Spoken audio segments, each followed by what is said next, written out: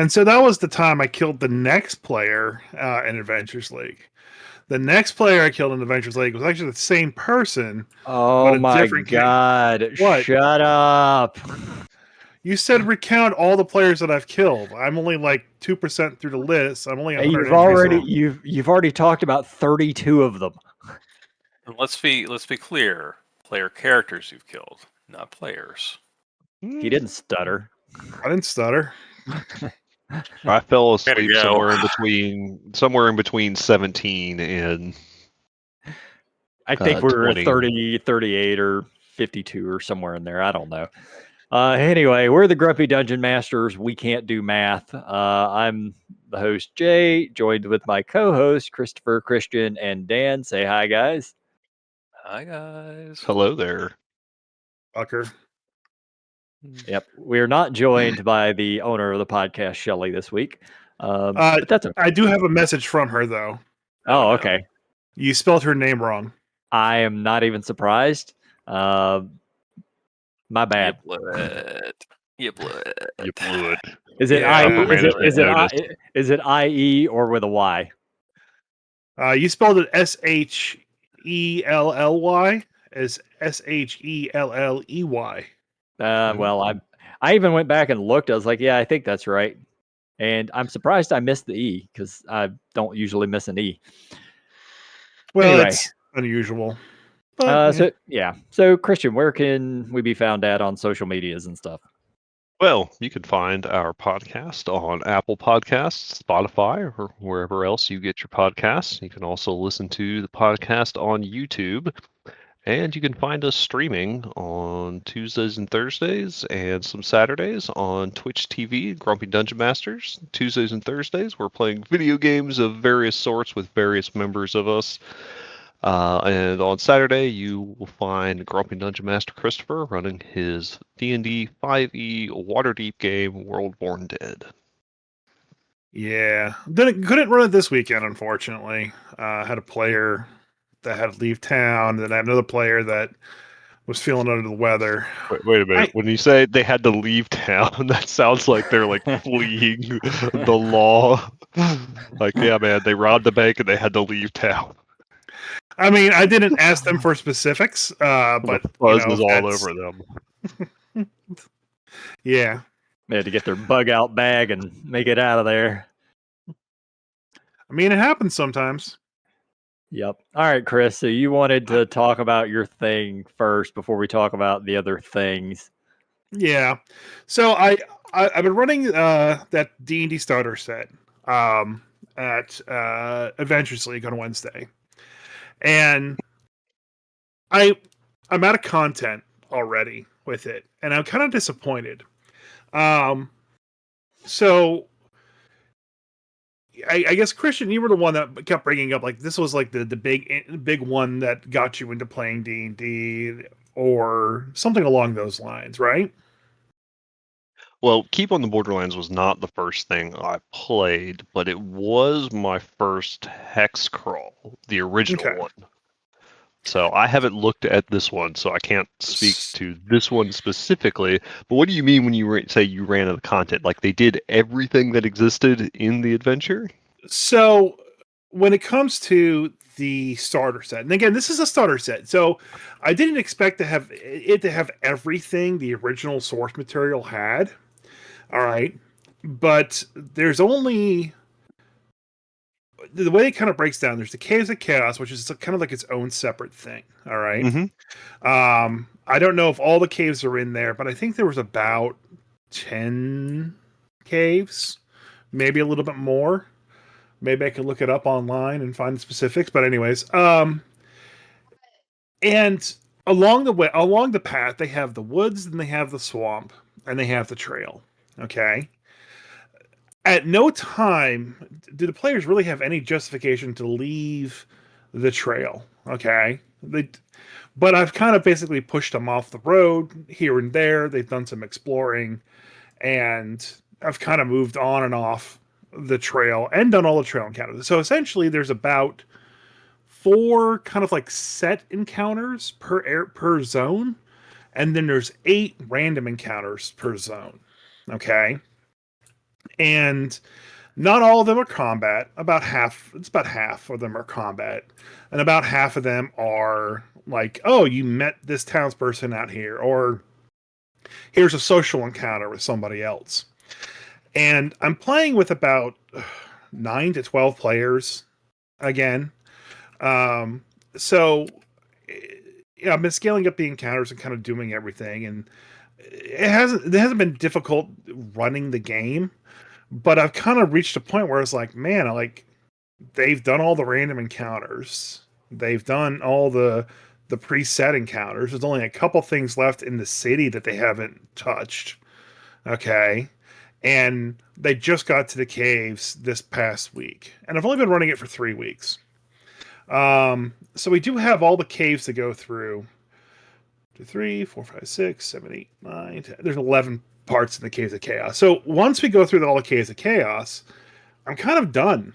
Like I would have run all the content in there, because pushing them into the woods, into the swamps, and everything, there's not much there. So there's no reason to kind of like go out and hex crawl. They're going to get to the caves, they're going to clear out the caves, and they're going to be done. They would have to go out to the woods and the friends to actually kind of figure things out. And I have a couple ways of getting them out there after the caves. But that's pretty much the starter set. I'm pretty much done in 3 weeks. So I went and I grabbed, it wasn't Goodman Games, but the re-release for the Keep on the Borderlands that the one company did. Thought Can't that remember was who did. good. It was Okay, good. it was Goodman Games. Yeah.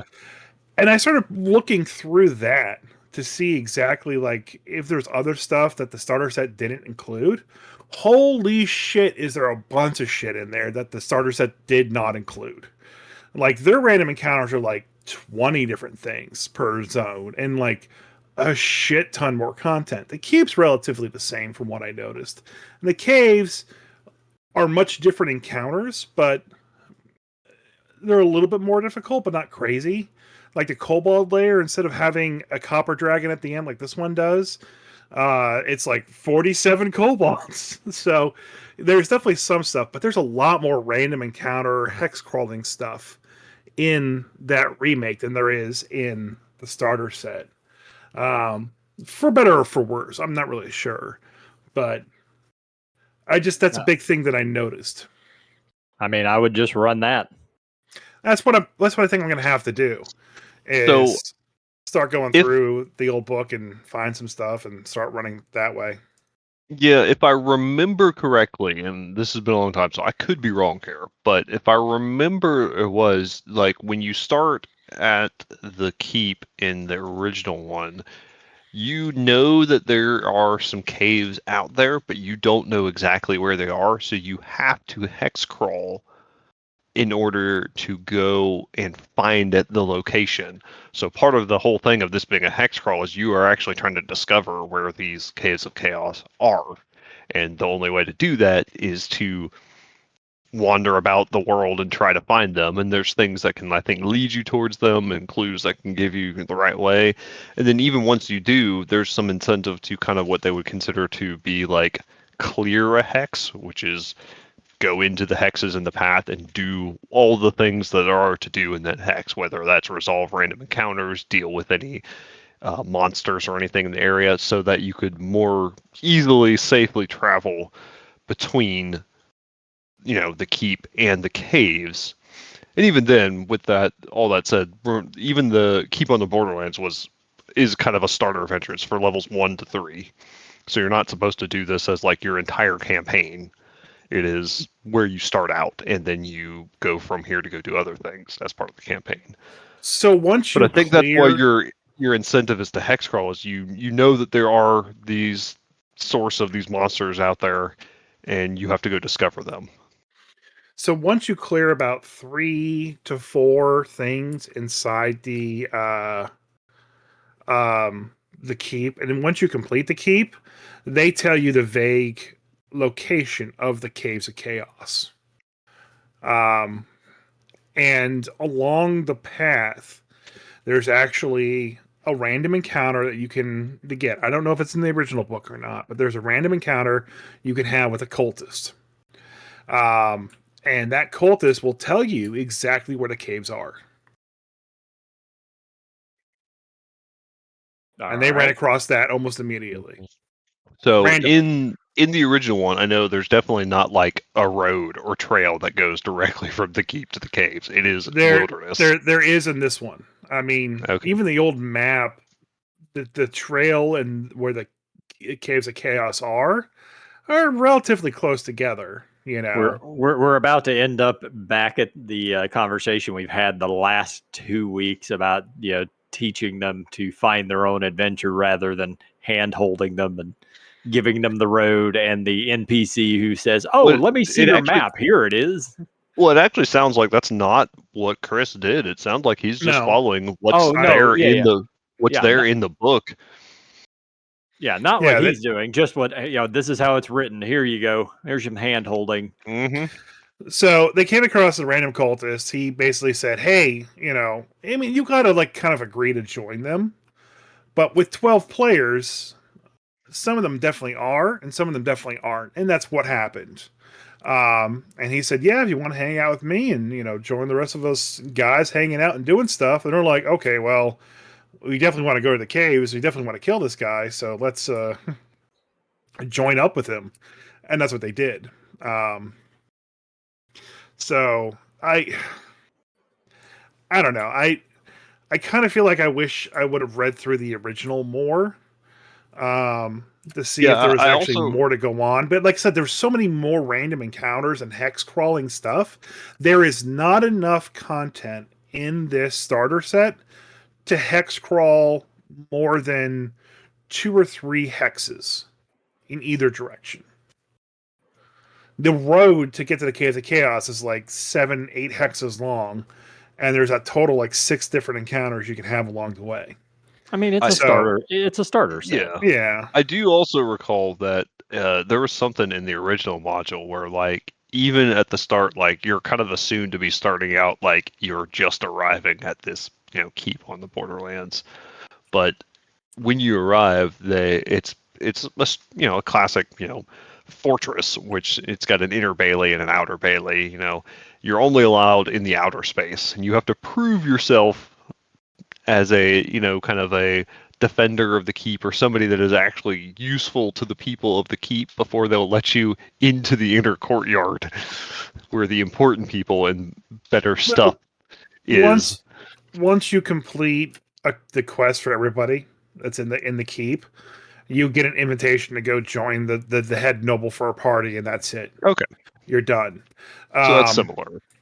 Yeah, it's similar, but like you can get everywhere in the keep that you want to go. You're just not allowed in the main area. Hmm. That's for the party and only for the party. But like you can go see all the like people and troops and stuff practicing. Um, I don't know. It's like I guess I expected to be a lot more. Maybe it's the fact that I had 12 players that just burned through the content real fast. But I'd have to have a lot of these hexes not have anything on them. Um, so that being said, this last week, I had left them off for the fact that left them off in a situation where they had just beat a bunch of hobgoblins, and they were beat to shit. And they randomly went to investigate the hobgoblin camp, which is a hex lower. I'm just saying that's the whole hex is that hobgoblin camp, and they get there, and I had the players, choose a number randomly. Kind of went through the table until they basically found a number they hadn't picked before. And this time it was an ogre zombie with Sturges. And I was like, oh shit. They're all like a couple hit points. They have no spells. They got nothing. They're going to die here if they don't run. And so they engaged the ogre zombie and the Sturges. And fucking man, it was an incredible fight. None of them died. Some of them came close. Um, they were able to dispatch that ogre zombie super fast, and the Sturges were giving the most problems. One player got hit by like 3 or 4 Sturges and was basically down the entire time. And at the end of the encounter, it was a situation of them just kind of like throwing their weapons at him from a distance, trying to snipe off these sturges and not have the weapons hit him at the same time while he's lying on the ground. So I can just envision like this dude about to die, lying on the ground with like 2 or 3 sturges in his chest, and people just whipping their weapons at him and swinging and missing. Uh, it was quite a sight, quite a spectacle. Practicing their axe throwing. Pretty much. And they they went for a long rest, and I had them pick another random encounter from a different zone because I didn't want to kind of have the same zone. I picked the woods, and they randomly picked the owlbear encounter. Now they're all still level 1, and they put 2 people out for each like watch throughout the night, and I did some random rolls, and the owlbear was going to show up in the first watch. I let them have the benefits of a long rest. I didn't want to kill them, so I let them have the benefits of the long rest before it completed. And they started the long rest, and the owlbear showed up. The player failed his perception checks to see it. It snuck up on him. It jumped him, and it ate his face off, and he died. And then it was more a series of players not wearing their gear because they're long resting, and this kind of like Three Stooges-esque episode trying to wake people up and fend off an owlbear at the same time. No one else died, but by all means, man, that one player, he went out like a champ. I feel like I have played that encounter. It was pretty great. It was a lot of fun. The player that died was the one that rolled his stats 3d6 straight. And so he rolled up his next character, which is again 3d6 straight. When he was doing it this time, he got a 16 right at the bat for his strength. He's like, "Oh yeah, this character's going to be great." And then every single number after that was 11 or lower. Yep, that's the way it goes. Many single digits, like 9, 7, 8. He calls all his characters the Kennedy, so that was Kennedy the third, and the new character's Kennedy the fourth. And he's just trying to kill as many characters as possible, and I'm trying to think of some way to work this into like being the main story of the campaign somehow. It's just like you and the kobolds at GaryCon. Yeah. So, I'll share a little bit of my experience with Keep on the Borderlands. I've never run Keep on the Borderlands, but I have played it, and like I said, I had never played any of these old school adventures back when it was old school. So, our buddy Steve converted a ton of these old adventures especially from Gygax and Greyhawk in first edition into fifth edition. So we played the fifth edition version of Keep to the Borderlands converted by him. But what he did, because I'm guessing, a lot of the original, Keep in the Borderlands was like a 20-page like booklet with, an outline of some stuff, a hex crawl, and some NPC names for the most part. It gives you a couple of maps, but it doesn't tie everything together. Leaving even even the actual passage towards the end of the writing for Keeping the Borderlands, and even it gives you some grid paper and tells you here's a map and here's how you should try to populate these things and draw out these things yourselves. So what Steve did was actually kind of what it looks like Goodman Games kind of laid out here. They went ahead and put it. He went ahead and started us off with In Search of the Unknown, and we went through that, and then ended up with Keeping the Borderlands. And when we went to the Keeping the Borderlands, we had to do what Christian said. We had to prove ourselves to the Castellan before we were even allowed into the Inner Keep. We basically uncovered this plot and this evil cleric that was in the keep itself.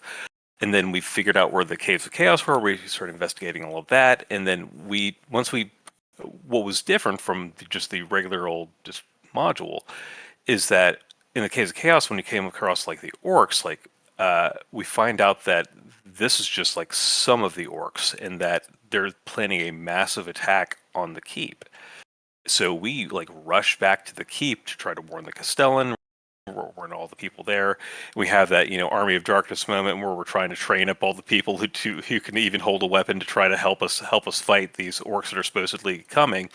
And we have like this epic pitched battle on elements of the keep on the Borderlands against a ton of orcs, and like their things that you'd find with orcs, like ogres and things like that. And the big boss of the encounter was this like orc chieftain with a fucking flame tongue riding a wyvern, and it was we were level 3, and it was like the most epic fucking encounter because it was live or die. Like this guy could basically one shot half the party because we're 3rd fucking level. But we managed to pull it through until like I think last level the paladin was still using that fucking flame tongue he picked up at level 3.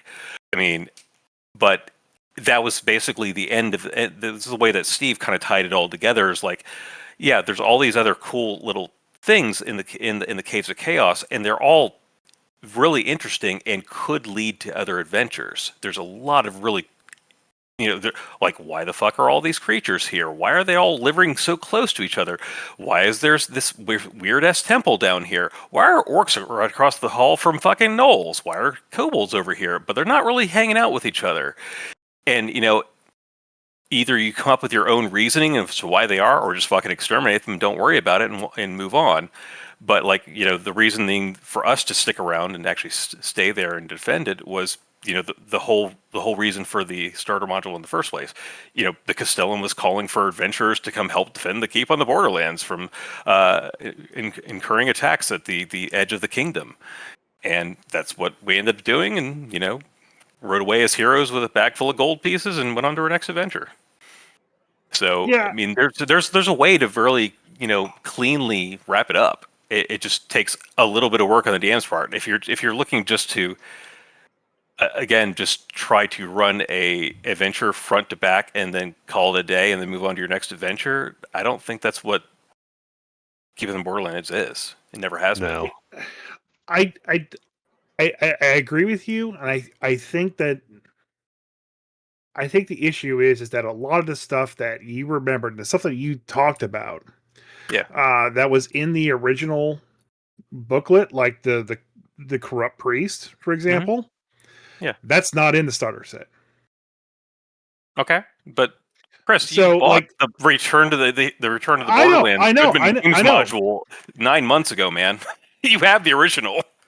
I know, but that's what that's what I'm going to have to do, and said that's kind of my whole point of this discussion is that they cut, I think, so much content from the starter set that trying to sell it as a redo of the Keep of the Borderlands is not factually accurate.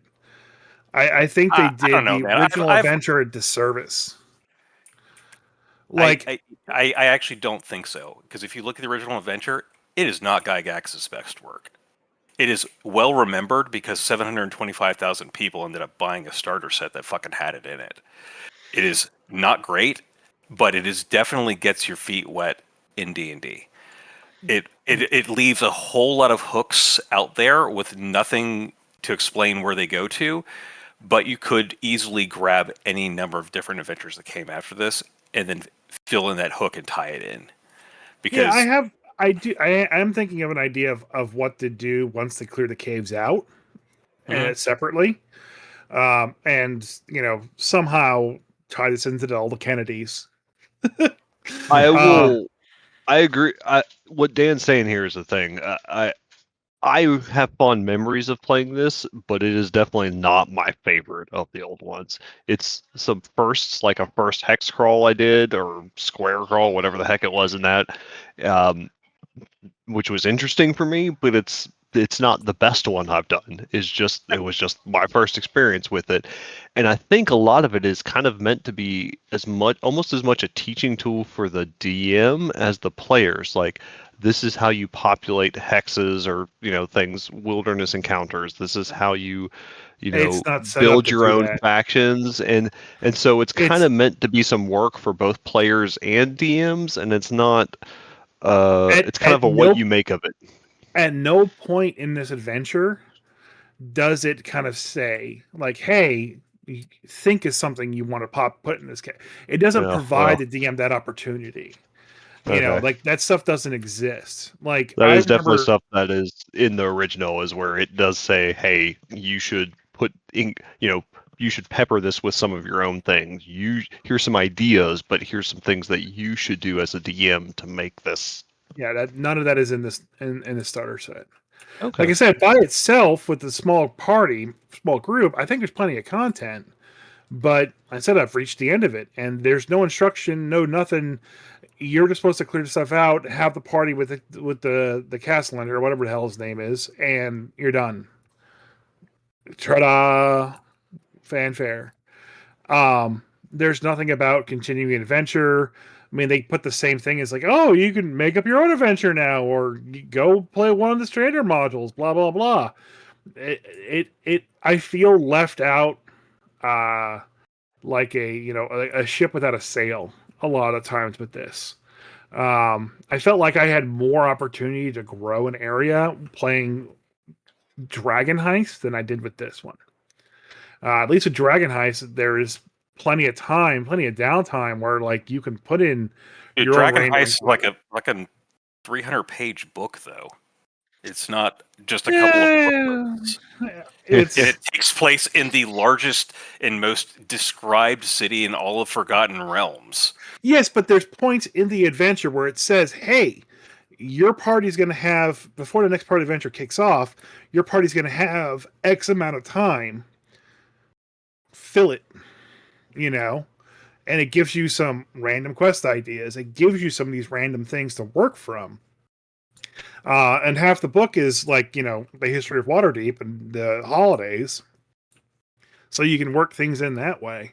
But this one doesn't have any of that. And I'm kind of disappointed. Like I said, I'm going back to the Goodman Games one. And I'm going to start pulling content from that and seeing what it is. And I already have an idea of where I want to take the game post Caves. So I'll definitely be going off book, for lack of a better term, here Adventure momentarily. League's dead anyway, so it doesn't really matter. So You know what? This is kind of a weird thing to me because, and I think Jay will probably agree, because Jay and I both run a lot of our own stuff. Mm-hmm. And I've never felt like I needed a book to tell me that I'm allowed to do my own thing. It, I think the difference is, and we'll get more into this when we talk about our bad adventures for sure. So like Okay. when it comes to, let's say, Icewind Dale, because we all played that. I stuck to the story, and I let the player decisions take it off kilter.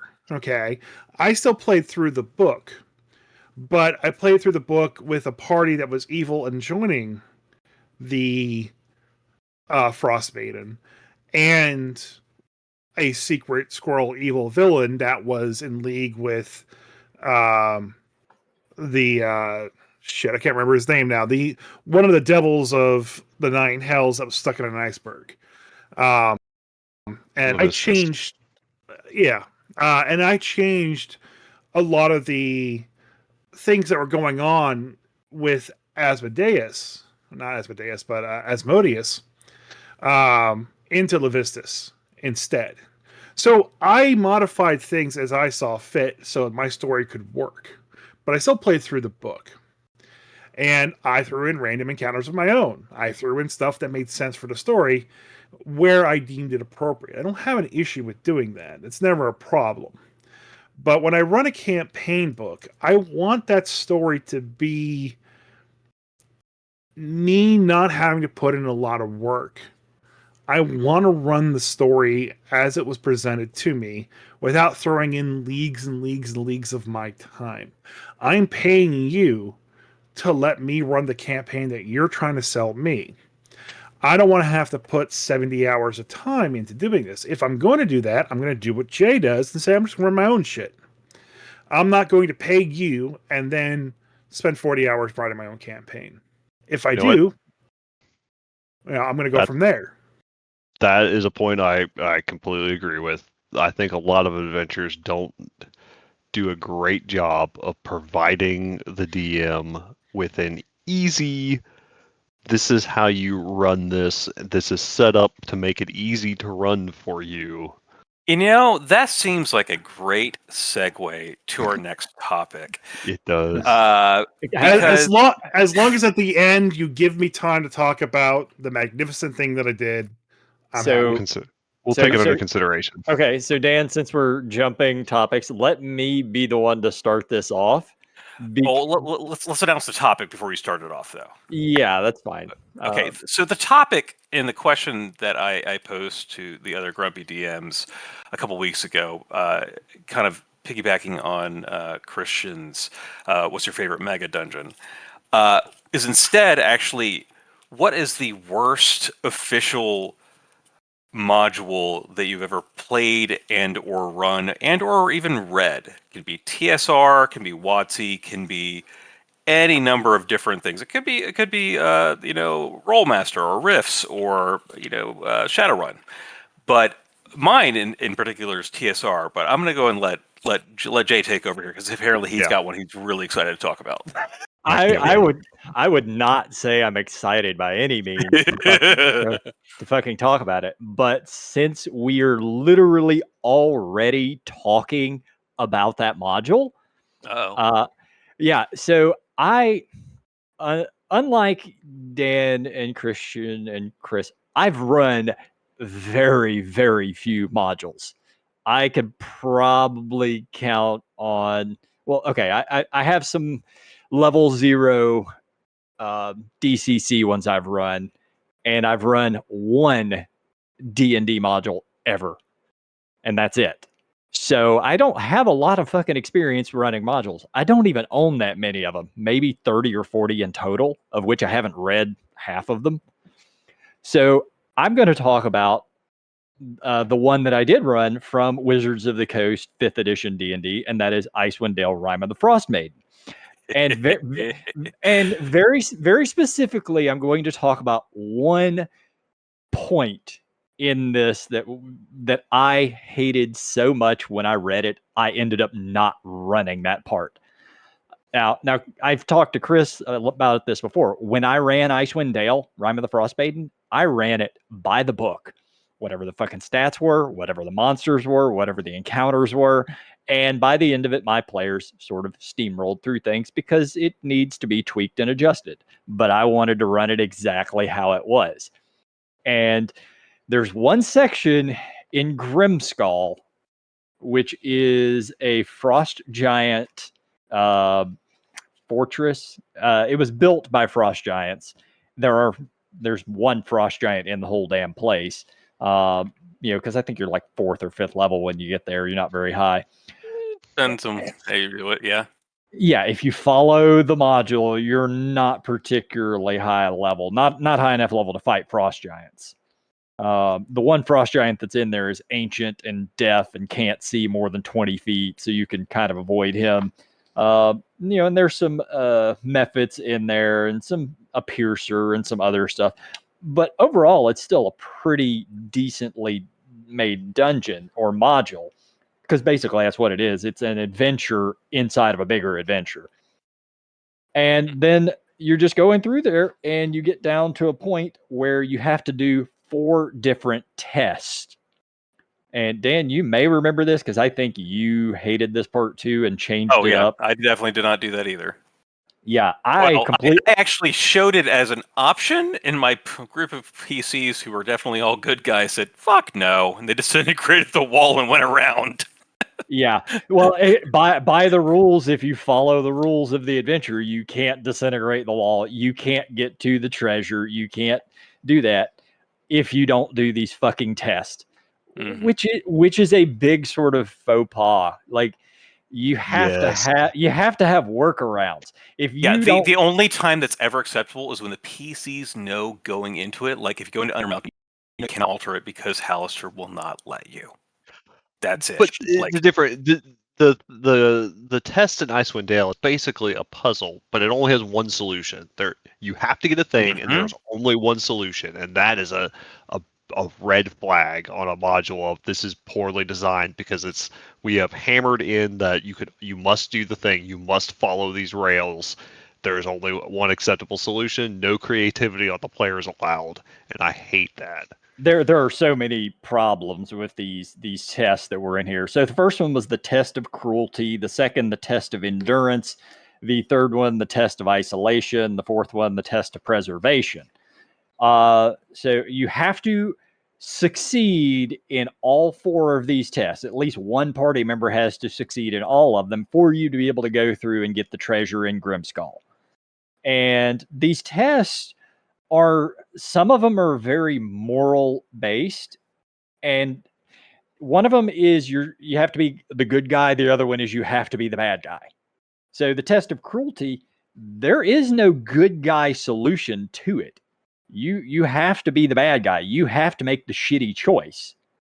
The last one, the test of preservation, you have to be the good guy. You have to take the good guy choice. So you're already kind of at odds on succeeding at this.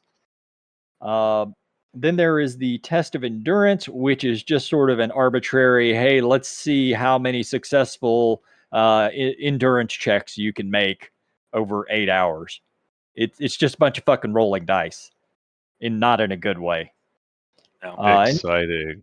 Yeah, you basically you meet up. Oh, by the way, every single one of these tests teleports you out of Grimskull into a camp of the Reghead Barbarians. Yeah. So you're leaving Grimskull whether you want to or not, just to go do these tests. And you're ending up with 4 different tribes, and some of you may or may not get along with. None of them are particular. They won't be aggressive to you, but it's ripping you from what you're trying to do. So yeah, the test of endurance, make a bunch of rolls, and the test of isolation, pretty much everybody is just going to end up wandering around blind, deaf, and dumb, and just hoping they don't all die. Like, it's another one that's just random kind of rolls to see who gets fucked. So that's the module, or at least the portion of that entire adventure. I will say that is not actually the only way to handle it, because actually in the official adventure on G20 entrance to the vault at the bottom, it says, Worshippers of Arl, if the characters failed enough of the Frostmane's test to make it impossible for them to open the door, all hope of breaching the vault is not lost. You can have fate smile upon them when the arrival of 3 frost druids who have visited the island previously and have already passed their own variations of the Frostmane's test. They all have dark vision spell prepared. Instead of animal messenger, they flew to Grimskull in owl form and entered the fortress in human form, using their dark vision spells to see in the dark. Druids' names are irrelevant. The druids have returned to the island because they intend to read the Codicil of Light and draw inspiration from it. If one or more of them are allowed to enter area G20, the door to G21 swings open on its own. If the druids reach G22 and are aware of the character's presence, the druids will then seize the Codicil of Light and try to escape with it, keep it from falling into the hands of Arl's enemies. Obviously, you just jump them at that point. And right. So you are not good enough to do these random stupid tests. So we're just going to have NPCs come and save you. So there's a no. I think you're viewing that all wrong. These are the tests of people who want to be in the Frost Maiden's favor. Of course, your players aren't going to be doing these tests. She's a fucking evil deity. I mean, yeah, they should fail. Any lawful paladin would be like, fuck this, I'm not doing these. Maybe you have a scrubby rogue, maybe not everyone in the party is good, but that's a valid thing. You're not going to get a 100% answer all the time and pass a test that way. I mean, yeah, it's shitty the NPCs have to come up and do it, but it's still a valid way of letting the players through. Maybe you give them another way to get through that doesn't involve NPCs showing up, but at least they provided an answer for that. Yeah, it's still the problem. I read through it, and I also absolutely hated it, and I had them go figure out a way to get around it. I think that's still the problem is that they don't allow for creativity. They say, no, there's only one solution. You cannot. No other creative method that players may think of is valid. You have to do this. That's the problem. This is a vault to a deity's sacred tome. It doesn't matter. You can Yes, still it write. does. No, Chris. I don't. You I can. don't have a problem with the test being evil. I have a problem with the fact that there is no other solution. That's the problem. Yeah, There is another solution. It's waiting for the bad guys to show up and jump them. But how But would you know they're going to show up? That's not a solution. There should always be open to player creativity, to players thinking of something that the DM or the adventure book didn't think of, and going, you know what? That seems cool. I'll allow it.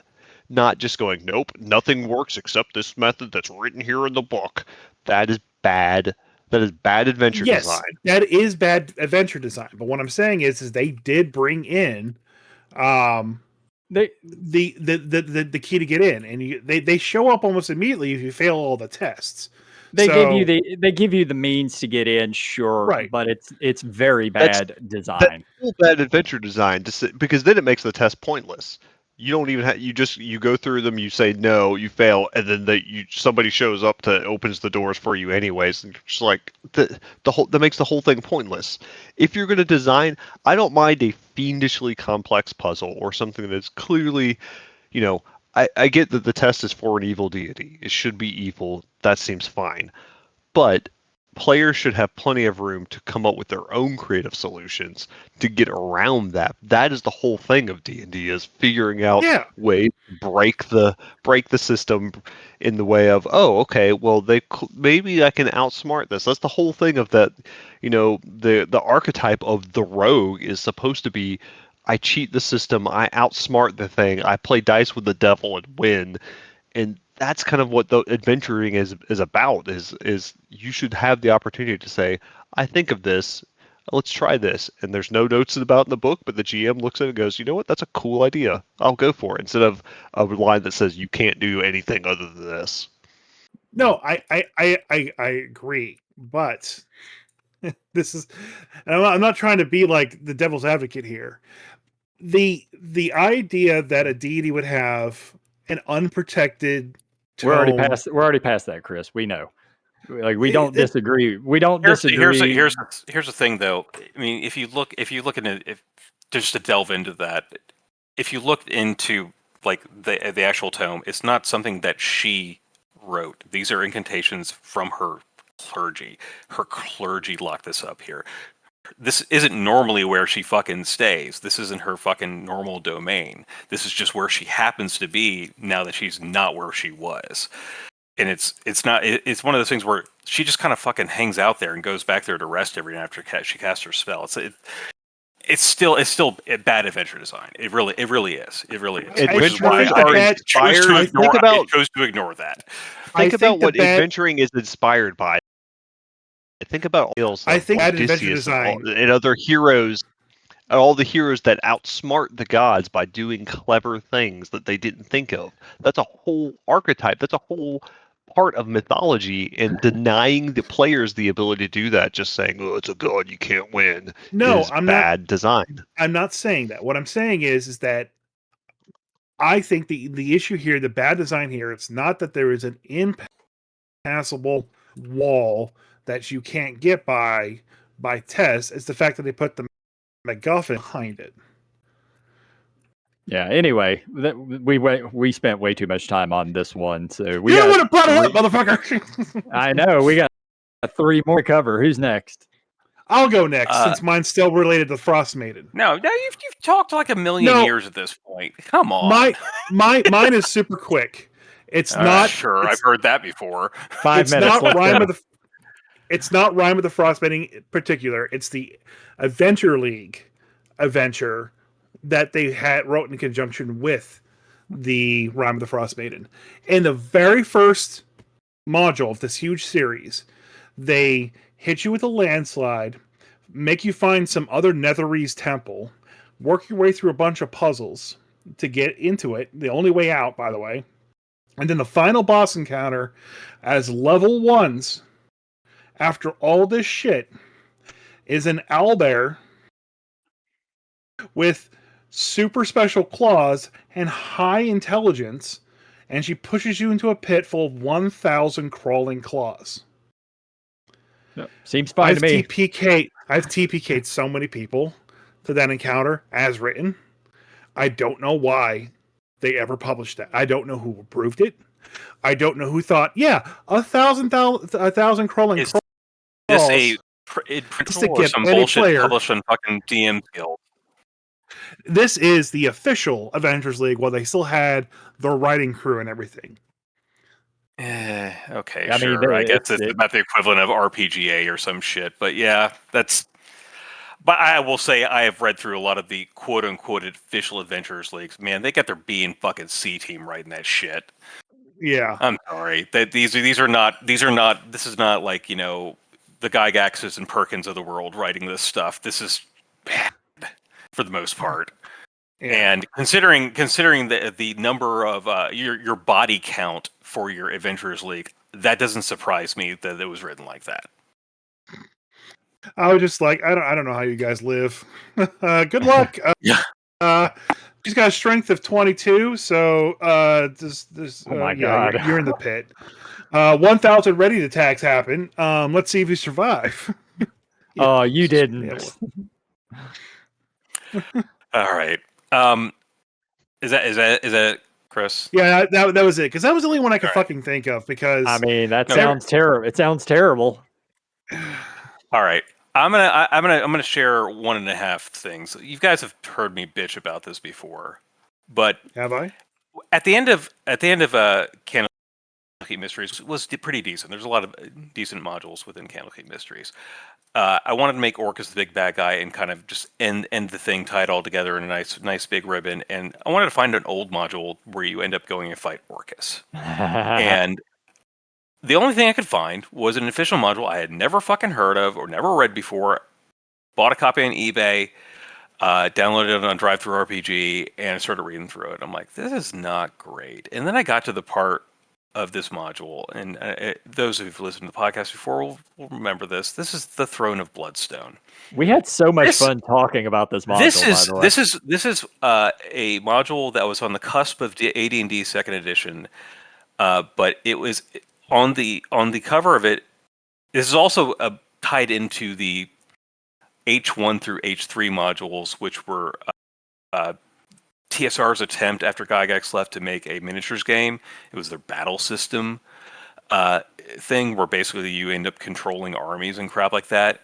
And H4 is basically the end of it, where the goal is to go steal the Wand of Orcus from Orcus, take it to the Abyss to go bathe it in the blood of Tiamat after you've killed her, and then take it over to Bahamut to have it destroyed in the Seven Heavens. And I kid you not, that is the rough outline of the module. The module is all of 86 pages, of which there is fantastic art, including of just inside jokes from TSR of like some of the co-creators of the module that are just like Saint Alamo or whatever the fuck. Yeah, Saint. God, what's his fucking name? The cowboy from the Alamo. The cowboy from the Alamo. Yeah. Yeah. Hold on a second. Let me look it up here. I gotta find the guy's name because it's so fucking silly. Yeah, if anybody hasn't heard that episode, I don't remember what the number is, but just go back, probably 20 episodes or something, and it's Throne of Bloodstone. Okay, here it is. Page 30 of Throne of Bloodstone. Now that it's clear, so the first part of the adventure isn't terrible, but it's not great. And it's just basically a kind of a dungeon crawl slog through a Lich's tower to go try to find a gate to the Abyss, which I guess maybe in earlier editions this might have been one of the only ways to do it, but in 5th edition you just be plane shift anyways. But I made up a reason for them to do it. I ran this module through the point where basically get through the first chapter where you basically can go through this dungeon crawl. But then it just kind of goes off the fucking rails and not in a good way. So you get to this portal to the Abyss and you're standing there looking at it, and this is a quote. Ahem. A polite throat clearing noise from behind you causes you to spin around, weapons and spells at ready. But instead of another demonic threat, you see a short, stocky little man with a huge angel's wings wearing a white robe. He calmly puffs on a cigar as he looks at you. I'm Saint Solars. Pleased to meet you, he says. And literally, it's written like that, like you're trying to do a southern drawl. I guess you figured out by now that bad hombre you've been fighting is Orcus himself, the meanest dude this whole side of the Pecos, St. Solar says, taking a deep swallow from his mug. He doesn't explain what exactly the Pecos is. The big boss, old Bahamut, don't like Orcus much, and I can't even just keep doing it's fucking dumb as hell. And this, and it even if like even if I hadn't read right ahead of this, and like some of the people that I was running the game for knew that this was coming, I couldn't even get to this part because it was so fucking dumb. I was like, I can't keep running this, guys. It's really terrible. And what's worse is that he basically breaks down what you have to do: go to the abyss, beat up Orcus, but you have to find your way through the abyss first. Spoilers, there is no actual real good way through the abyss. It's just random encounters and randomly rolling and taking random fucking doors through the 666 goddamn layers of the abyss. There's no actual description other than just, hey, here's some vague shit, and also look at the manual of the planes. And it's just so poorly put together. It's like barely a fucking outline. And it shows you a bunch of different like portions of the realms of like maybe like a hex crawl of what you might encounter on the various layers of the abyss. You know, just flipping through there. There's the dire whiner, which is clear. I think I mentioned as well. It's just really just somebody making fun of their wife. I think. I don't even know. There's a next to the lair of the Tarrasque, and this isn't even getting to Orcus. And it just drones on, and it's just, and there's actual art of the fucking fat Texan who seemingly is talking to a wizard with a pointy hat, and also Errol Flynn's Robin Hood. I don't know how this got past fucking anything. And God bless, like somehow one of his first jobs at TSR, poor R.A. fucking Salvatore had to fucking write up the story of Damara and the Bloodstone Pass and tie it into Forgotten Realms, because Forgotten Realms was going to be the next published campaign setting. So, like, he wrote up like this entire thing about Bloodstone Pass and just kind of omitted or just glossed over most of this bullshit. Yeah, I actually own that book. The one about the blood? I think it's Bloodstone Pass or something or other. But yeah, like it's not a bad book. It tells you about a portion. No, it's not. But it's also not really a place you really want to run any adventures. You could there's a lot of interesting shit going on up there, but yeah, it is very much what you say. He doesn't mention anything about that module you just talked about. Nothing. Oh, and also just, I mean, I know we've talked about like BECMI and Basic Edition and stuff like that. You know, Basic Expert, Companion, you know, and what is it? What's the last one? Divine Deities or something like that. Immortal. Yeah. So on the cover of this AD&D first edition module, it says for characters of level 18 through 100. And it gives you examples of what a level 100 character might look like. Pre-generated. So Robin Hood. They look like Robin Hood. Jesus. Like, and it's fucking stupid. It's like really is. I will say some of the art though is metal as fuck. Like some of the art at the back of it, I feel like would be on the back of my Trapper Keeper in middle school. Yeah. Looking pretty sweet. If I remember right, there's a picture in there of a keep in hell with with cannons on the walls. Yeah, it's got like demon cannons and stuff like that. Yeah, it's pretty metal looking. But honestly, like, other than like the first chapter, where it's just a dungeon crawl, there's not much else to this fucking book. It's like it's just reprints of the manual of the planes and maybe with a couple of new images, but it's not much of anything. Oh yeah, the pre-generated at level 100 characters. Perseus, Immortal Warrior, 100th level Fighter Paladin. Cersei, the Black Sorceress, 100th level Human Magic User. Hermes, the ruler of thieves, deep known thief, 7th level illusionist. Artemis of the forest, 100th level cleric, 23rd level hierophant druid. Oh, fucking what? And if those of you are not familiar with AD&D First Edition, you didn't play level 100 characters. You barely played level fucking 15th characters. But Yep.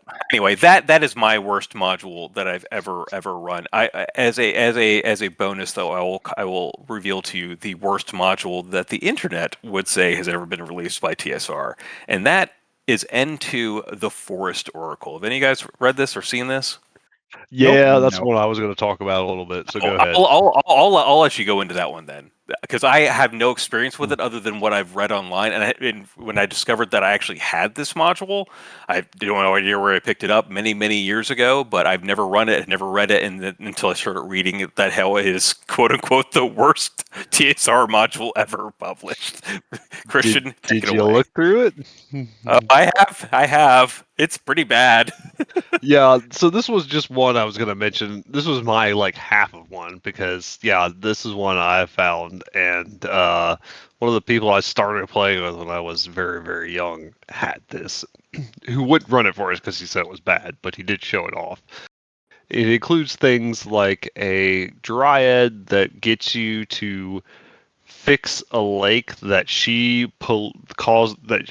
She's fixing a curse on a lake, but she cursed the lake, and she gives you the fix for it. And so you're just—it's you just walk over to the lake and The pour fix the is thing just that she pour a fucking potion in the lake. pour a fucking potion that she gives you. And you're so Such high adventure.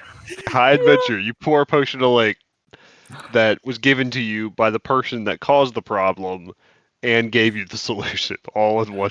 Doesn't she also have like a Sleeping Beauty woodsman that she's in love with, but she can't wake him up? But it says in the description of how to wake him up, which also his stats like he has like 3 hit die, but it doesn't have enough hit points for him to have the 3 hit die. And he says she sends you to has a wake up her description for the love, longsword, but he only has a hand axe. Yeah, and you essentially she's a straight she has the Sleeping Beauty love, and you have to wake him up, which is just waking up from somebody that is asleep. As in shake him, just like waking somebody from the sleep spell. Hey, bro, get up. Just kick him. The whole thing is just poorly written. It's a bunch of like, go here to do a very mundane thing, and it's just kind of a bunch of people sending you to go to different places for no other reason than to go there and have some like boring encounters along the way. Oh my god! It's final. It's and final. you're adventuring in such amazing locales as the the Great Old Wood and Quiet Lake.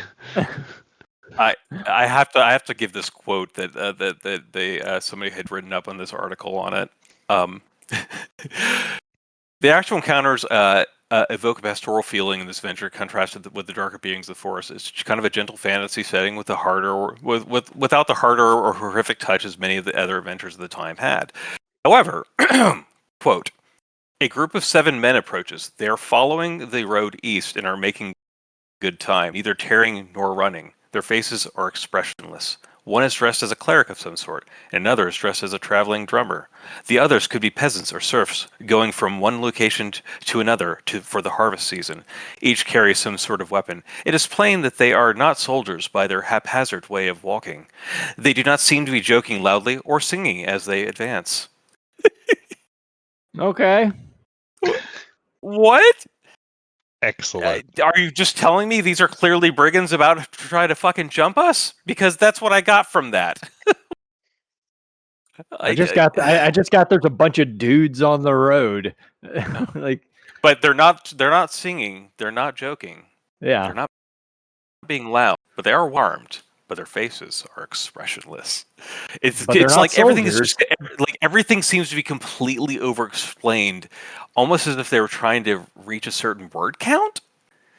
It is, yeah. It feels like this whole module was put together just because they needed to throw something out. Like, there is nothing interesting going on. all the NPCs basically give you the solution to the problem in whatever thing they ask you to do. It's basically just it's either a fetch quest, go over here to this place that I actually can get to and bring me the thing there, or go do a thing that literally I could do by myself if I just felt like wandering over, 300 feet in that direction. You're just talking about World of Warcraft game design here, man. Yeah, that is what I'm talking about. That is this quest. This is this module. Yeah, I was sitting here thinking, oh, it's just Final Fantasy, the module. Just this fetch quest, go get at least stuff Final and bring it Fantasy, back. you needed an airship to get places to That's right. do the quests. Yeah. But the so there's a couple other modules I want to mention apart from a category of modules, but this one is WG7 Castle Greyhawk. Oh yeah. Yeah. And let me tell you about this is the one I want to put at level 11 of Castle Greyhawk is where you can find Mordenkainen. And I'm just going to read here a little bit from the module. The 11th dungeon level below Castle Greyhawk is the home of Master Mage Mordenkainen of Faithful Hound fame. The Archmage has cleared out the entire level about 4 years ago in order to make room for his film studio. What? Yep. You see, after completely exploring the world of Greyhawk, growing weary of expeditions to relatively boring outer planes and wincing at the thought of just one more voyage to the extremely boring inner planes, Mordenkainen turned his attention to mapping out the various alternate prime material planes he had discovered during his adventures. One such plane, he was a world very similar to our own 20th century Earth. There he met Sam and Erwin Splitstein, a pair of down-on-their-luck filmmakers. Sam and Erwin had popularized the so-called sword and sorcery movie. These films usually feature one or more broad-skinned bodybuilders portraying hulking barbarians, or one or two scantily clad models in a horde of guys in rubber suits. The whole thing is it's a film, and it tells you what he is recently. Mordenkainen has grown as an artist and has begun branching out of the sword and sorcery genre. When the players arrive on level 11, the Archmage will be in the process of making 3 flicks. These are the 7 secrets of Kung Fu Death, a typical chopped sake starring the fabled Grandmaster of Flowers, and an unlikely horde of exotic ninjas. Monster Fraternity Vacation 2 Daytona Days, the sequel to last year's popular Monster Fraternity Vacation, in which the boys once again head to Fort Lauderdale for spring break. And Fantasy the Movie, the long-awaited film version of a fantasy role-playing game. Oh my god! The way I've read it is that it was thought by some at the time as a deliberate attempt at TSR to destroy Gygax's reputation, because this was not written by Gygax, and Greyhawk, and specifically Castle Greyhawk, was Gygax's baby. So I think there might be some credence to that. Like, they shit on Castle Greyhawk to the point where, like, people negatively reviewed this severely back then. Even like Dragon Magazine kind of gave it a little bit of like, eh. But what's even hilarious is that if you look in the front cover, Christian, because I saw this book today because I was thinking about it, because I actually asked Steve, like, you didn't run the Castle Greyhawk thing for us. So he's like, oh no, I have that one. That one's fucking stupid. But I ran, he referenced like 3 or 4 modules he'd run for us. But yeah, they try to redeem it with like something a couple of years later called Greyhawk Ruins, but like they apparently like they could not reclaim its lost prestige. Yeah, the whole thing is a series of bad jokes. Like, that is chapter 11. It's 12 chapters. Each one is written by a different author, sometimes more than one author for a chapter. And they are all like really stupid jokes. Like, one of them, like, you go through the chapter's adventure and your reward at the end is cookies. And, and they're all kind of stuff like they're jokes against. Some of them is like what the level 1 is called Against the Little Guys. That's the name of the adventure. Obviously referencing against the giants. It's supposed to be funny because it's little guys this time. Yeah. Yeah. They're all kind of various pop culture reference. It's my party and I'll die if I want to. Like, it's all bad. I will have say there are some notable designers that wrote these things too. Janelle Jacquet wrote level 4. There's no place like up. Steve Perrin, who wrote RuneQuest, wrote level 12, where the random monsters roam. Ray Winiger, who did looks like he did a number of different modules for D&D, wrote Mordenkainen's movie Madness. Like these weren't just no names. Steve Perrin has done a lot of stuff for D&D and since. Oh, yeah.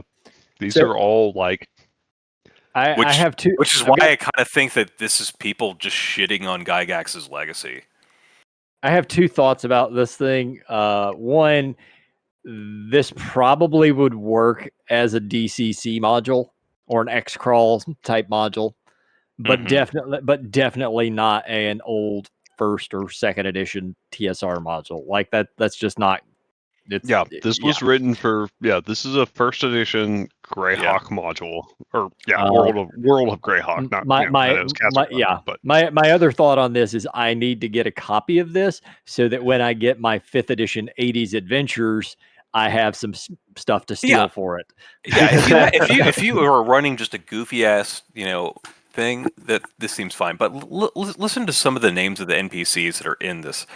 Pop and Fash the Dough Golem, which is clearly the Pillsbury Doughboy. The Three Cooks, which is definitely just the Three Stooges. The Gingerbread Man.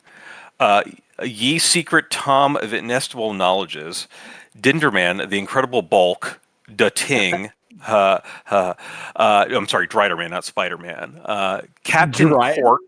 Driderman, Oh my god, that's so good. Captain Cork. Mies to Spock. Bones, it's Bones.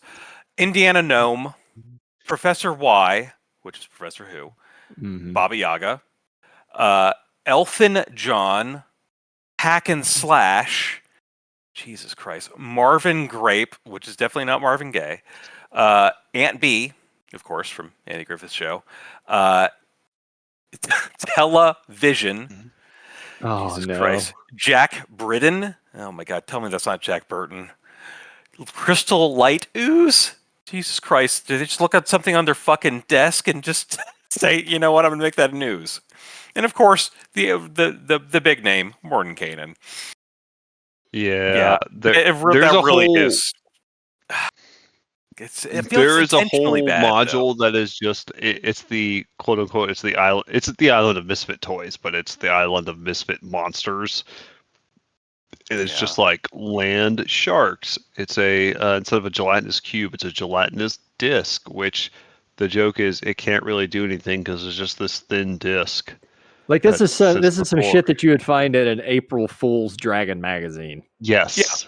Yeah, it really is. Yes. Like I feel like these are articles that were submitted for April Fools, and they just kind of slapped together. All right. So what else you got? I got a quick question for you about this module. Does it end with you going through the castle and accessing the lower dungeons? I mean, you get to level 12. So because I've been reading through the new book that I picked up, The Expedition to the Ruins of Greyhawk, and it specifically that one's actually decent. This almost feels like a sequel to that. Because it's basically Mordenkainen has cleared out the castle, but a group of adventurers that he had do stuff for him previously, 20 years ago, opened the lower dungeons and let loose a horrific demon that now has to be dealt with. Well, the horrific demon definitely isn't Mordenkainen living on one of the levels because he's a filmmaker now, and that's where his film studio is. Oh yes, he is.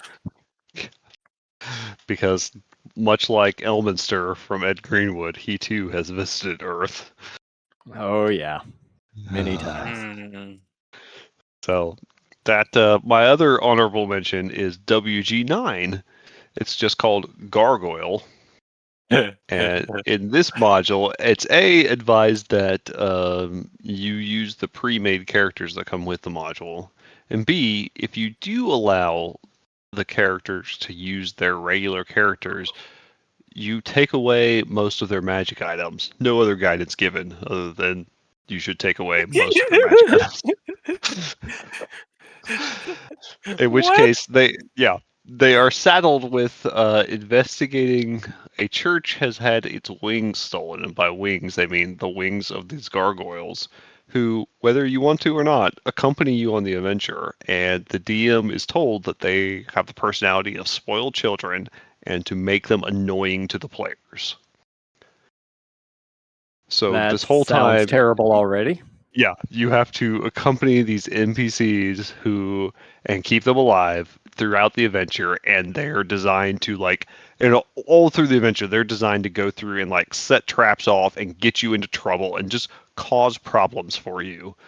But they're the ones you're supposed to protect and escort through the adventure. I can absolutely say from every video game I've ever played over Yeah. the years, the quest that I fucking hate the most is the ones where you have to walk with the adventurer or Yep. the guy who The wants to go on an escort. adventure. Yeah, the The fucking escort escort quest. quest. Oh my god, I This hate is them. an escort quest. It has some great stuff, like we're randomly just out of nowhere, okay, you've accepted this, and then as you are walking down the street, 6 tough-looking fellows gather in the street ahead of you. They are all wearing leather tunics over some sort of bulky armor. 3 have clubs, 3 have quarterstaffs. One of them says, "We've been told Yusa guys is looking for some wings. Well, we is here to demonstrate that looking for wings ain't too healthy. I hope yous enjoys the demonstration." Oh my god. Christ. And again, this is again written by a renowned designer. One of them, at least, is Skip Williams. Skip Williams, yep. Yeah. Listen, we all can do cocaine and have an off day, all right? Yep. But yeah, Yep. my last just brief mention will be any module which is, and there's several of these in different settings of D&D, but they are the follow the book modules, and they are modules where there was a line of books that were popular enough, and so they designed modules. And the modules are not like, hey, what do your characters do instead of what happened in the books? They are, the books are going to happen, and you are on the amusement park ride to see, Talking about the to follow Avatar along the story series, of the right? book. Yeah. Dragonlance, Dark Dragonlance, Sun, Yep. and Forgotten Realms all do this in various places. The Forgotten Realms do it. Then this is great. The Forgotten Realms do it with there's the whole time of troubles where the gods are cast down, and there's a group of heroes or sort of heroes that become gods. And there's one where it literally gives the DM advice. It says you should encourage your players to argue the pros and cons of midnight, assuming becoming the goddess of magic. And then it later tells you with her, yeah. no, Yeah, it's telling you should, she is there. You are with Midnight, and you are directing your players that they should list out pros and cons and kind of talk about the decision with Midnight. And then after that, it says no matter what the players do, Midnight decides to become the god of magic. yes. So it tells you to try to make points, and then tells you immediately after that to ignore whatever the players did, and that this happens anyways. Yep. In the Dragonlance series of modules, they do the same thing. They are following the books. There's the no spoilers if you haven't read. It's the 40 years Chronicles old. Just trilogy. fucking say it. Stern Brightblade dies, and if you are playing Stern Brightblade, no matter what you did as that character during that time at the High Claris Tower, you find yourself in a DM read description at the top of the tower where Kitiara comes and kills you. So good. There's also a great part of that where it's setting up the defense of the High Claris Tower and saying, hey, the dragon army is gathering outside. The players might want to scout it out and see what is the strength of the army and what kinds of troops do they have. And then it tells you that if the players do that, they get captured. No, there's no fight, no chance not to get captured. If they go to scout, they get captured. Such great game design. Yeah, great game design. So yeah, again, I mean, a lot of the gaming, I guess, veterans and heroes of old, they made some mistakes, and I think they mostly got better because those were all Weiss and Hickman modules, and I think the Shadowdale ones with the Midnight and stuff like that was all Greenwood and Grub. So like they Yeah. got better for the most part. I mean, you have to And make the mistakes to learn yeah, from them. and And let's also realize that they were like young. They were in their 20s and were writing and trying to follow Gygax at the yeah, time. You know. in an Yeah, I think industry the that didn't idea of exist. them, yeah, the idea of them is that if you like the modules, you'll want to play them, but that kind of For the falls apart books, when it's yeah. like, yeah, when you like the books, you want to play the module, but then it falls I've apart got when a it's like the thing that is happening in the book is going to happen no matter what, and so it's more of, well, if you why don't you just read the book? If whatever's going to happen is already going to happen, just read the book. I've got to talk to our buddy Rob. He's actually, I know, played through those modules. The guy we used to know ran them through it, and I remember like showing up at game night because at another friend of ours' house to play a different game entirely, and there being a whole bunch of Dragonlance stuff hanging out there. And I remember Rob was playing Raceland, and I was like, "What the fuck? He's playing Raceland? Like that story's already been told. What was it like? What happens after? No, playing through it. Okay." I got to hear about this, and I never did ask him about it again. But it just occurred to me that I actually know somebody who's played through these fucking modules. Now, do you remember for the Dragonlance ones at least, they did re-release them in like a silver edition or something else, Uh huh. where they did change it up and gave the players some actual agency to either A, they Oh, could kind that's of figure nice. out what happens, and B, they could actually play their own characters instead of being forced to play the heroes of the lance. But it did kind of give it a little more freedom instead of just, well, you have to play the heroes of the lance and certain things have to happen. It did give it more options and saying, oh, okay, well, maybe you can change the story a little bit. Yeah. You know what? All I'm right. tired of having agency. I just want to play something more standard. Oh my god. All right, Chris. So you had one last thing before we wrap this thing up. Just one more thing. Yes, and to my point, I got a chance to sit down and play the D&D pinball game. Oh, Now, yeah. yeah. I know that we had a chance to play it when we were at GaryCon, and we had a lot of fun.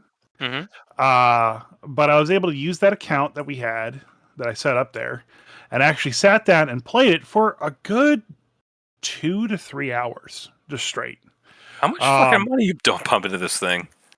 Well, it was just free play. Oh, that's nice. I went out for a social club for my work, because I had to get networking You decided to again. be antisocial and play solo on a pinball machine for 2 hours? Well, what had happened was, well, what had happened was we went to a place called the Bearded Axe here in Park Circle, near Charleston, and when we got there, I walked in and was like, oh, wow, this place has changed a lot since the last time I've been here 7 years ago or whatever it was. And they now basically have all these pinball games as well as like some golfing games. It's kind of almost like an adult Dave and Buster's in a way now. Yeah, it's with a barcade. extra. It's a barcade. A barcade, okay. And so I got a chance to do my networking and talk to everyone, but there's a lot of people there. And I got a chance to do everything I did, and we had pizza and stuff like that. And then I was like, okay, well, if the pinball games are free, I'm gonna play some pinball games. I played some Godzilla, played some Venom, played some Jaws, and then I was like, you know what? I'm just gonna focus on a D&D one. And I shit you not, I sat there, got a little bar stool up there, just played the D&D one nonstop, and got like through some of the quests that like you actually pick the character and like you pick your location, you do your quests and stuff like that. I got pretty far in it. It was quite fun to actually did it. My arm has been hurting since I left from hitting that thing so much. He gave himself carpal tunnel. Right. I was able to slay the dragon pretty yeah. successfully every time he popped up. He's gonna kick our ass. He's gonna kick our ass next year at GaryCon. Yeah. No. Well, I got my don't know, man. characters. I've got one nearby too. There, I can practice. I won't, but I could. The best part is that on Tuesdays, it's basically $15, and all the arcade games are free for as long as you want to play them. They just put them on free play, and you just play as much as you want. That's So, pretty sweet. Uh, Heading back. I may. They do all offer that, sometimes not just on Tuesdays. So, they're trying to hold pinball tournaments and stuff down there. And the winner's going to get his own machine. You get to pick from the ones Nice. they have. I wouldn't That's pretty mind. sick. Yeah, I wouldn't mind getting Get in there and the practice, man. yeah. Be a pinball wizard. Entire song about it. I was looking at the scores though for like the people who have played the thing and like registered it in the app and everything like that. I think I scored like 262 million points, but I think the top score was something like 34 billion. Yeah, I saw some pretty outrageous scores when I went to there's a barcade over in Avondale Estates near me, and went over there and introduced my kid to pinball games, and he was in awe that there was somebody that had like a 7.5 billion score on something like that. And I was like, okay, first off, they're here all the time. Second, they do competitions here, so like yeah, I'm sure somebody got a ridiculous score that just went on forever. But I yeah, did if you notice get free that. play, I mean, hell, why not? Yeah, I did notice too that one of the names that I saw on most of the leaderboards, he actually did show up and was practicing on the King Kong one because that's the one that they're going to be competitioning on, and he was just playing that regularly. I saw his name and kind of connected the dots and whatnot. Yeah. But I'd have to say it's relatively fun. I wouldn't say it's the best pinball game. I played a bunch in my life. There's I remember the Adams Family is considered to be a really good pinball game. I remember playing that a lot. I have played that one many years ago, and it is really good. Yeah. There's one like the Black Queen or the Black Pirate Queen or something like that I played a bunch, which is really good. I hate pinball games that have like the extra flipper. Like you have to like knock balls off to the side with the secondary flipper. I hate those. And the D&D one does have it, but wasn't too bad, I guess. But yeah. Pinball Wizard now. D&D Pinball Wizard. Fuck yeah. Nice. All All right. Any last words before we wrap this up, before we talk about psionics? I think, but yeah, I got to go over psionics. Listen, Mhm. they put out the new UA. Dan was trying to do it before. You guys locked him out. So